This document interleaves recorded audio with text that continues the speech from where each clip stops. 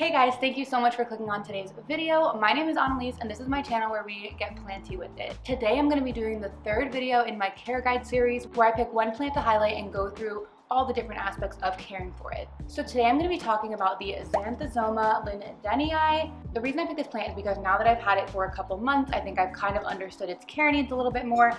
And I noticed, as well as one of you guys commented on one of my videos, that it was hard to find videos about how to care for this specific plant. So I thought, why not make one? So if you have this plant and have been struggling with how to care for it, or if it's a plant on your wish list that you want to know a little bit more about before pulling the trigger, then definitely keep on watching this video.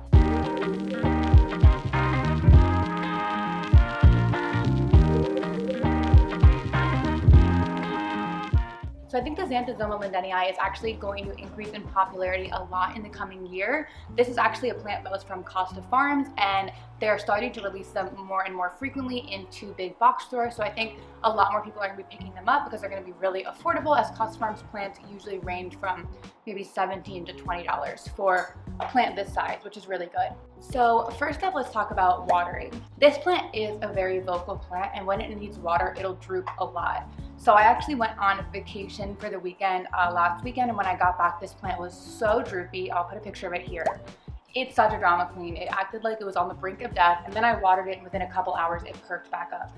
But I think one thing I've noticed with watering is don't wait until it's super droopy to water it, because you'll notice a little bit of browning, like as you can see on the tip of here. There's a little bit of browning on the tip of a couple of the leaves. It's very minor, you really can't see it much, but I think that's because I waited a little bit too long between waterings and let it get super droopy. So right now you can actually see it's a little bit droopy, especially these lower leaves. And so I'm gonna give it a good water soon. I can also tell because the pot's fairly light, it's completely dry in here. So I like to give it a good soak through. I usually throw it in the shower and just give it a full rinse just to make sure, there's nothing on the leaves. You want to keep these guys clean because they do have a really big surface area that can collect dust and whatnot. So I like to just throw it in the shower and give it a really thorough soak. In terms of light, I've actually noticed that these don't have really difficult light requirements. I have it up on the top of, well, I actually have two of these. One of them lives in the top of my greenhouse cabinet here, and one lives in the plant room. But up here, it's really not getting a lot of light. Because the window it's a little bit hard to see, but the window's over here, and this is set back from the window, and it's not really getting any direct light from the window. There's some referred light, but not direct light. It's getting probably low indirect light, I would say, at most. But still, it shoots out a lot of new growth. This is the newest leaf here. You can see it's a pretty good size. Yeah, it's a little bit smaller than some of the leaves it came with, but I think with time it'll get back to that size. There's new growth coming out right there that you can see.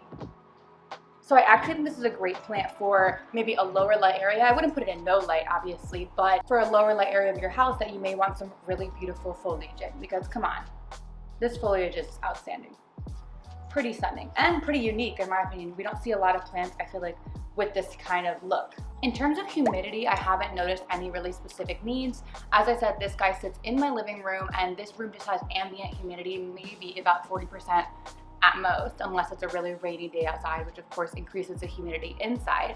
But I haven't had any issues with that. The only browning was on the very, very tips, and that was from lack of watering consistently, but I haven't noticed any crispiness around the edges or anything like that, like you see happen with some other plants when they don't get enough humidity. So for that reason, this is actually a really easy plant. It doesn't have a ton of light requirements, doesn't have a ton of humidity requirements.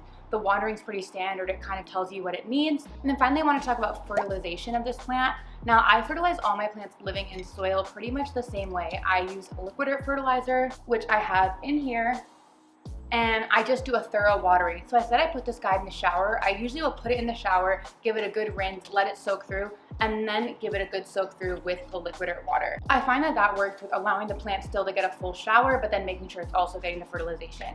And I fertilize probably every other watering with this guy, because I do have to water this guy at least once a week in the summer, maybe more. And so I don't want to over fertilize it, but that's been working really well. And as I said, it's putting out really beautiful new growth. I just love how cute the new leaves look when they're coming in. Like, how cute is that? So this is definitely a plant I'd recommend picking up, especially if you see one from Costa Farms at your local big box store. It's a super affordable plant, makes a big statement. It grows quickly. It doesn't need a lot of light requirements, doesn't need a lot of humidity.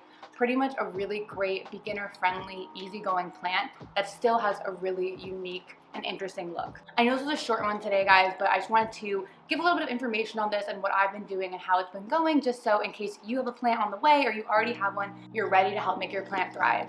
So thank you so much for watching. If you have any suggestions of other plants I should do a care guide video for, definitely comment down below. Especially if it's a plant that you've seen I already have in my collection, I definitely would love to talk about how I care for it, as long as I actually know what I'm doing, because there are some plants that I'm still kind of in a trial and error period for, which is why I waited with this guy for a couple months before saying about how I'm taking care of it, just to make sure it didn't die and I said a bunch of information that ended up killing my plant. But it's doing well, hasn't lost any leaves or anything like that. Anyway, I'll stop jabbering. Thank you guys so much for watching. If you enjoyed, definitely consider subscribing. It would mean so much to me, and liking this video if you enjoyed it. Have a good one. Bye.